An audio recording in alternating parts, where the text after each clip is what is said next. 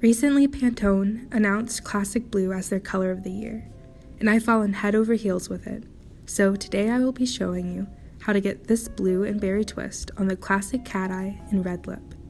Since I already have my base and eyebrows on, let's get right into the eyes.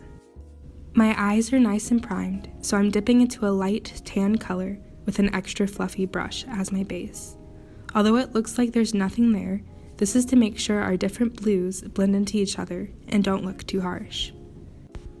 Today we'll be using all matte shadows, starting with a light baby blue and pressing this color in a thin line on the eyelid about halfway across with a liner brush. Using a bright solid blue, repeat the process. Make sure to overlap that first blue and gently blend the two shades together.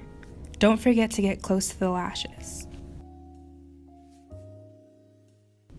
Lastly, finish the eyes off with a navy blue for the wing, gently flicking it out until you're happy with the shape and length. For the cheeks, I'm using the same technique as my last video, so if you haven't seen it, be sure to check it out. But for a more classic look, I'm going softer on my nose and really focusing the color on the apples of my cheeks. Instead of a red lip, I chose a deep reddish berry to keep the look more cool-toned. Here I'm creating a 1920s inspired lip by slightly overlining my cupid's bow and underlining the sides. I almost like it just like this, with the heart. It's kinda cute. Lastly, to bring the look together, I'm highlighting the high points of my face with an icy pink highlighter and applying a volumizing mascara. And now, you're done!